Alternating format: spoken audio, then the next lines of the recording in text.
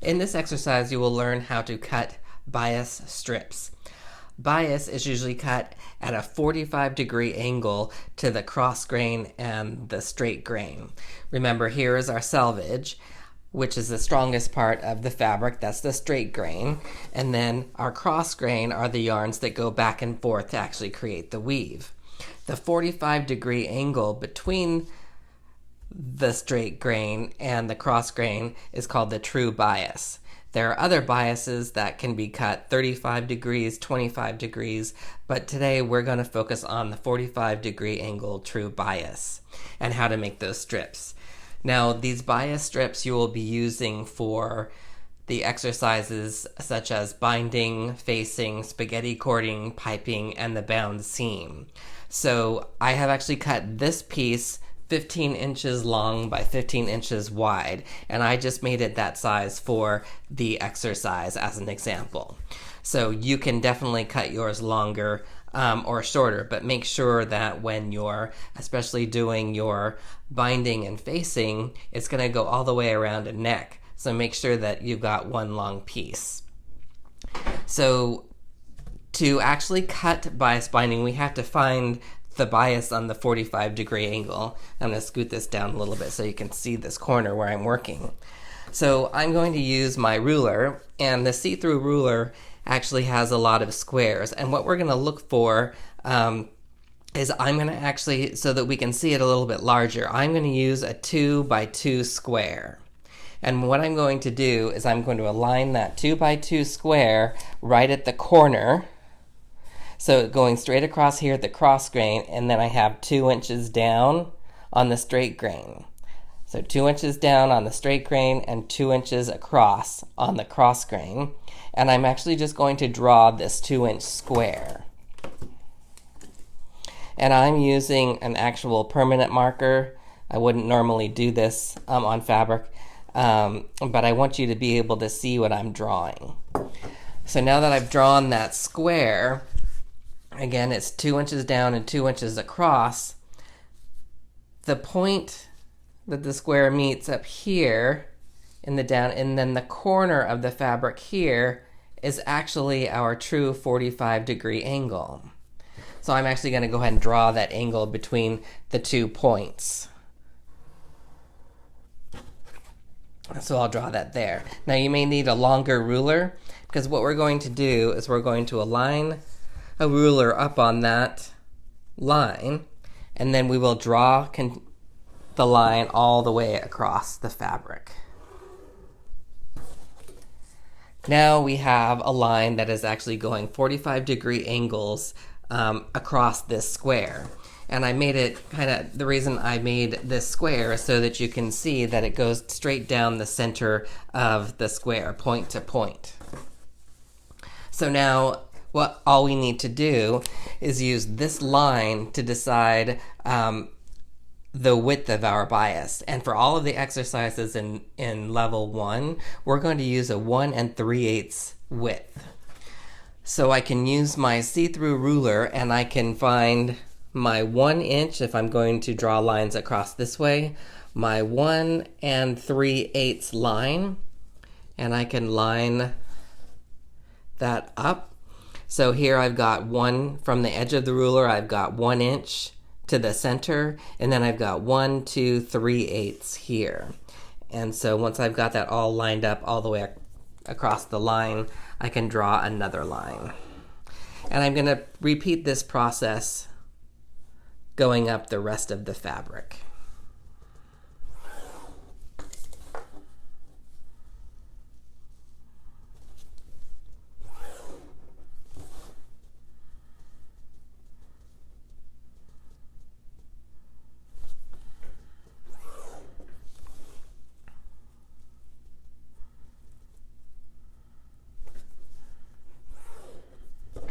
Then I'm going to repeat the process going down on the other side.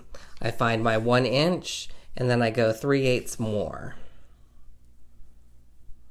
Make sure your 3/8 line is right on that beginning line.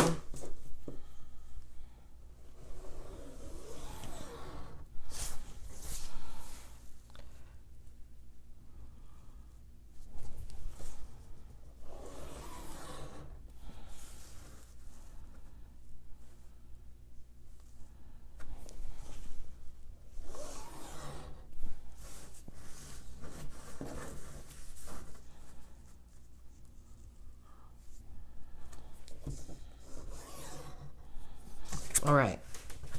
These two areas are too short, so I didn't continue with those lines. So now all I need to do is cut. When you cut this, be careful that you don't actually drag your scissors and actually stretch this out. So I'm actually going to start at this side and cut.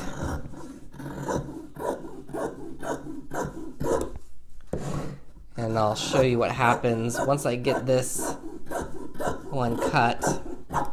Why bias is important, especially when you're finishing edges that are going around a collar or a curved edge.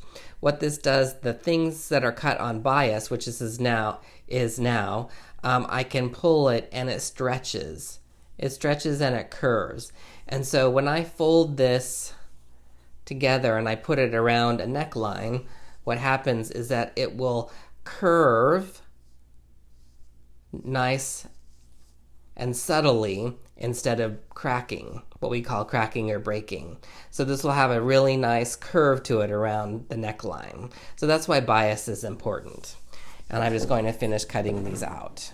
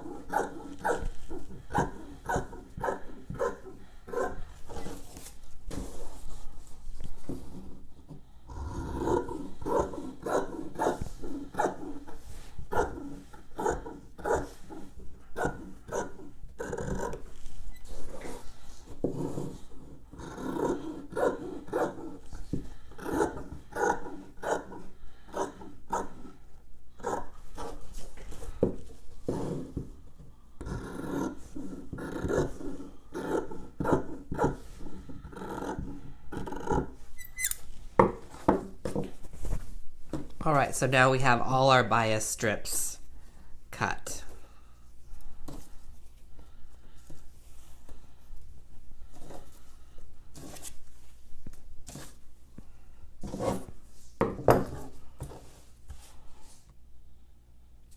In this exercise, you'll learn how to join your bias strips. Supposing you need a longer piece than what was cut, you can actually join your strips, and there are two different ways to do that. If your bias strips are cut and you still have the angle on either end, the easiest way to do that is to create an L shape. I'm first going to mark which is my face side.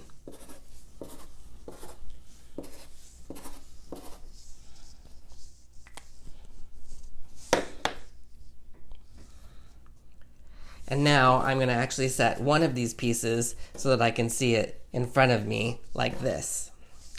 And then the other piece, I'm going to do face down, and I'm going to match its corner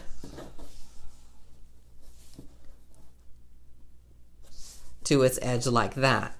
So understand, if you have both of your pieces that look like this, both of your angled edges are like that, you're going to take the other piece, place it on top, turn it over to the face side, and you're going to match that angled seam, which creates this L shape. Now, the important thing about this seam up here is that we want to keep it to 1/4 inch. And if you have a ruler handy, you want to look at where this corner is right here, right there where the two pieces meet. That is going to be your stitching line.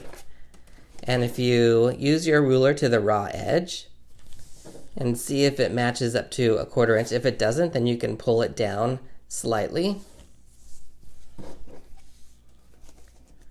and match to the edge 1/4 inch. We also want it to be 1/4 inch up here. So we're going to place that a little bit neater. 1/4 inch, 1/4 inch. And what's going to be important is that we sew from this point to this point. And I will put a pin there so you can see what happens.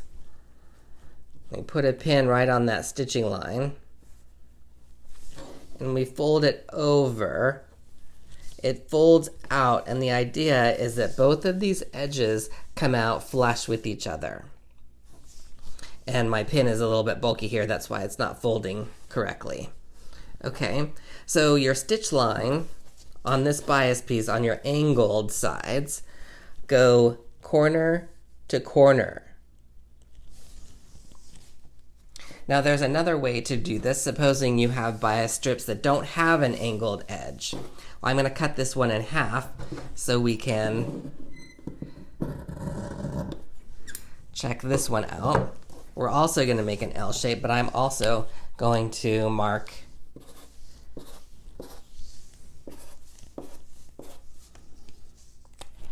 for my face side. Again, place one of the pieces in front of you face up, and then the other piece is going to go face down to create that L shape. And make sure everything is even here on the edges. Now you can see under here where this point is, and then on the top you can see that point. That will be your stitching line. So I'm going to draw a line. Just fold here so you can see where the point is, and then match your ruler to this point. Let's draw a line across that. So this is your stitch line, and I'll put a pin in it so you can see what I'm talking about. Put a pin there so when we fold it back, everything comes out nice and flat, and the pin is a little bit bulky, so but when we stitch,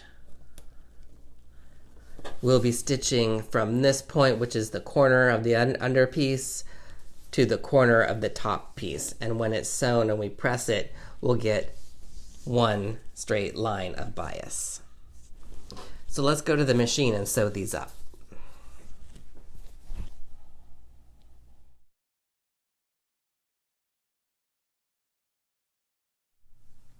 Okay, so I have my bias strips ready to sew. I have my angle bias and I have my square bias, and this is so that I can make one longer bias strip and sewing it together in two different ways. So I'm going to set the square one aside because I'm going to actually do the angle first, and I'm going to use a slightly smaller stitch. So I'm setting this at my number 2 on my stitch dial. If you remember from the SPI, number 2 gave me 14 stitches per inch. So normally I have it set about 2.5 inch, which I mean at 2.5 on the dial, which is actually about 12 stitches per inch. But I want slightly smaller stitches for this because I want this to hold, and it's a much smaller seam. So I'm going to put this in here. We have our line previous drawn. I did that in the previous video. So I'm actually going to sew. See where these two pieces of fabric meet right up here? That's where I'm going to start, and I'm going to sew all the way down to where the other pieces meet, right here in that corner. So I'm going to get these in the machine first, and then I'm going to remove that pin. So slide this under, and I'm going to go a little bit past the needle again, probably about 1/8 of an inch past, and then I'll backstitch back into that corner. So I can remove this pin, get ready to backstitch. I'll put the needle down first, and then I'm going to sew, and then I'm going to backstitch right into that corner, and then I'm going kind of slow because I want to kind of watch this, and I'm going to hold this so my fingers don't get in the way of you seeing. So I'm just going to sew, and I'm going to line it up to where these two pieces of fabric meet right in that corner. All right, that looks pretty good. So I'm going to get ready to backstitch. All right. Pull this out, get these trimmed. All right, so there's our stitch line. And when we turn this out, we have one long even piece. Now we can work on this a little bit. Okay, one long piece, and then we'll go to the press mat and press this open, and we'll have one long piece of bias. So let's do the square version. So notice that the square actually have a little L shape, remember that? And I've actually already drawn the stitch line, and that stitch line goes from each corner to this corner, right? If you can see at the bottom, I'll have a corner here, and I found that on the other side of this. So that's where we're gonna start. So get this under here. I'm gonna be right on that. I'm gonna start inside, and then I'm gonna back stitch to that corner. All right, so get ready to back stitch into the corner, and then sew to the opposite corner and back stitch.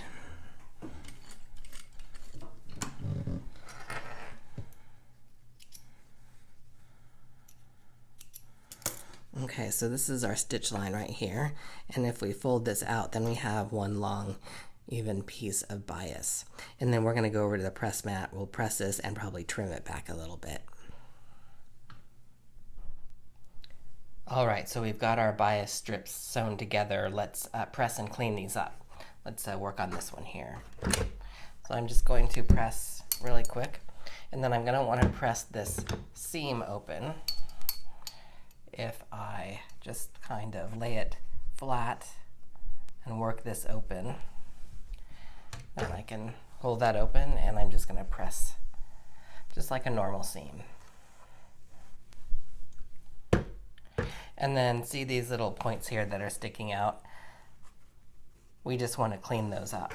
And it's okay if it's a little bit uneven. Remember, when we fold this for binding, that's going to be folded into the center. So that will be okay.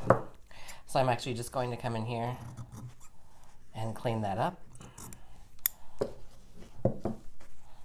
And there's our one long bias strip. Now let's clean this one up.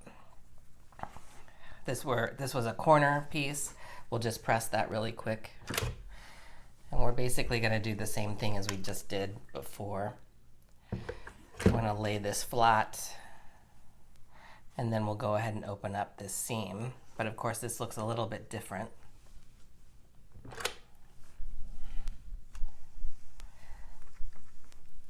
That's pressed open that way. Now we don't want to leave these large pieces of fabric here, so we just want to trim those down to about the same size as what we have here, about 1/4 inch on either side. So we just want to get rid of some of this bulk.